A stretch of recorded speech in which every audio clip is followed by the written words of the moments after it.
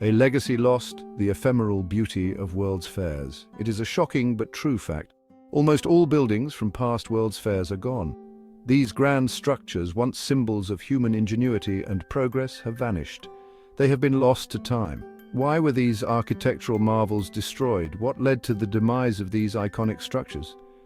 The answers reveal a complex interplay of economic pressures, shifting urban landscapes, and evolving architectural tastes. World's Fairs were more than just fleeting spectacles. They were platforms for nations to showcase their latest innovations, cultural achievements, and architectural prowess. These events captured the spirit of their time, encapsulating a moment in history when optimism about the future ran high. The buildings themselves were integral to this narrative, serving as tangible expressions of ambition, creativity, and technological advancement. Grand stages of progress, the purpose and allure of World's Fairs. World's Fairs, also known as universal expositions, emerged in the mid-19th century. They were grand events intended to showcase the best of what the world had to offer. Think of inventions, new technologies, and cultural exchange. The first World's Fair, held in London in 1851, celebrated the Industrial Revolution with the Crystal Palace, a magnificent glass and iron structure as its centerpiece. These fairs became a global phenomenon. Cities competed to host them. They saw the fairs as opportunities to boost their international prestige. The fairs were also a chance to attract tourism and investment. Each fair strove to outdo its predecessors. They unveiled architectural marvels that pushed the boundaries of design and engineering.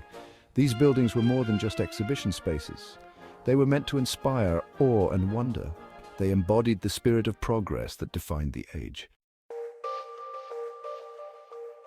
Fading glory, the plight of World's Fair architecture.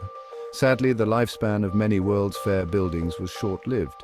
They were often demolished soon after the fairs concluded. This practice has resulted in the loss of countless architectural treasures. It raises questions about our relationship with history and the preservation of cultural heritage. Why were these grand structures, symbols of human achievement, not preserved for future generations?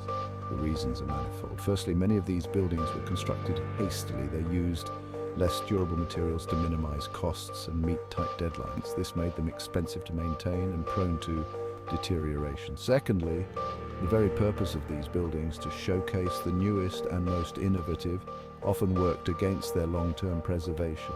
They were seen as temporary structures, representative of a specific moment in time, rather than timeless masterpieces worthy of preservation.